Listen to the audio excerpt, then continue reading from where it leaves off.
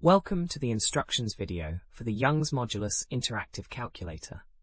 This tool helps you determine a material's stiffness by calculating its elastic modulus.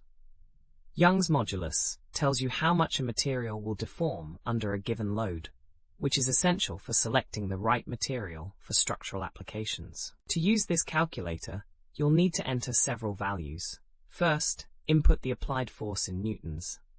Next, enter the cross-sectional area of your material sample in square meters. Then provide the original length of the specimen and the change in length after the force is applied. For our example, let's enter a force of 5,000 newtons, a cross-sectional area of 0.0001 square meters, an original length of 1 meter, and a length change of 0.5 millimeters. The calculator will compute the stress, strain, and ultimately the Young's modulus, showing you the material's stiffness in pascals or gigapascals.